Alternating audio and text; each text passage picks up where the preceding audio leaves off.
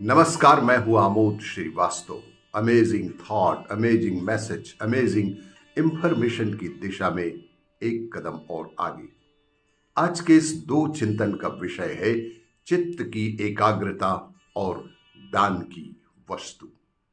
आपको ये मेरा वीडियो अच्छा लगे तो लाइक करें, शेयर करें और लाल बटन दबाकर सब्सक्राइब अवश्य करें। साथ ही बेल आइकन दबाना बिल्कुल ना भूलें। आज के इस प्रथम चिंतन का विषय है चित्त की एकाग्रता। किसी में दया, किसी में प्रेम, किसी में शौर्य, किसी में साहस, किसी में उत्साह इत्यादि। इसके तहत मैंने दूसरों के गुण देखे और अपने भी। मुझ में कौन सा गुण है? मैंने देखा कि मुझ में करुणा है, तो उस करुणा को बढ़ाते जाना है।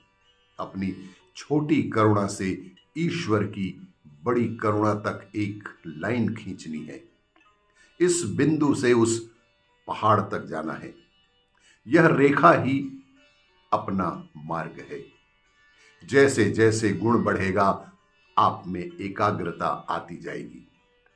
किसी भी काम में चित्त की एकाग्रता बेहद आवश्यक है। चाहे व्यवहार की एकाग्रता हो, चाहे परमार्थ की। चित्त की एकाग्रता के बिना उसमें सफलता मिलना कठिन ही है। परंतु यह सधे कैसे? बाहर का अपरंपार संसार हमारे मन में भरा ही रहता है। उसे बंद किए बिना एकाग्रता साधना असंभव है। एकाग्रता केवल आसन जमाकर बैठने से प्राप्त नहीं हो सकती। हमारे व्यवहार को शुद्ध होना चाहिए। व्यवहार व्यक्तिगत लाभ के लिए, वासना तृप्ति के लिए अथवा भौतिक चीजों के लिए कभी भी नहीं करना चाहिए। एकाग्रता के लिए ऐसी जीवन शुद्धि आवश्यक है। एकाग्रता में सहायक होती है जीवन की परिमितता, यानी कि हमारा सब काम नपातुला होना चाहिए। गणित शास्त्र का यह नियम हमारी सभी क्रियाओं में आना ही चाहिए। आहार और निद्रा तपी नपी तुली होनी चाहिए। जीवन में नियमन और परिमितता अवश्य ही लाना होगा। निंदा या स्तुति कभी ना सुने। सदोष वस्तु तो दूर, निर्दोष वस्तु का भी आवश्यकता से अधिक सेवन कभी ना करें। फलाहार शुद्ध है, लेकिन उसका भी अधिक सेवन कभी ना करें। और इंद्रियों को यह भय रहे कि हम अनियमितता बरतेंगे तो भीतर का मालिक हमें अवश्य ही सजा देगा। इसीलिए चित्त की एकाग्रता बहुत महत्वपूर्ण है। आज के इस दूसरे चिंतन का विषय है देने योग्य वस्तु। एक बार गौतम बुद्ध एक गांव में धर्म सभा को संबोधित कर रहे थे। उसी गांव में सड़क के किनारे एक बेहद गरीब व्यक्ति बैठा रहता था और धर्म सभा में आने जाने वाले लोगों को बहुत ही ध्यान से देखा करता था।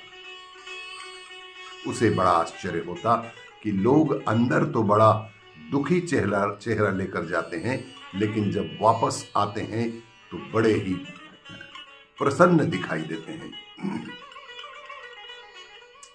उस गरीब को लगा कि क्यों न वह भी अपनी समस्या को बुद्ध के सामने रखे। मन में यह विचार लिए वह भी महात्मा बुद्ध के पास पहुंच गया। लोग पंक्तिबद्ध खड़े होकर उनसे अपनी समस्याएं बता रहे थे और वह मुस्कुराते हुए सबकी समस्याएं हल कर रहे थे। और जब उसकी बारी आई तो उसने सबसे पहले महात्मा को प्रणाम किया और कहा कि हे भगवान, इस गांव में लगभग सभी लोग खुश और समृद्ध हैं, फिर मैं ही क्यों गरीब और दुखी हूं। इस पर बुद्ध मुस्कुराते हुए बोले कि तुम गरीब और निर्धन इसलिए हो क्योंकि तुमने आज तक किसी को कुछ दिया ही नहीं। देने के सुख से तुम बिल्कुल ही वंचित हो। आश्चर्यचकित गरीब बोला कि भगवान, मेरे पास भला दूसरों को देने के लिए क्या है? मेरा तो स्वयं का गुजारा ही बेहद मुश्किल से हो पाता है। लोगों से भीख मांगकर मैं अपना पेट भरता हूं। भगवान बुद्ध कुछ देर शांत रहे, फिर बोले कि तुम बड़े अज्ञानी भी हो। औरों के साथ बांटने के लिए ईश्वर ने तुम्हें बहुत कुछ दिया है।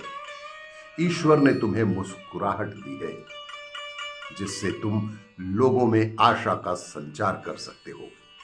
मुंह से दो मीठे शब्द बोल सकते हो, दोनों हाथ से लोगों की मदद कर सकते हो।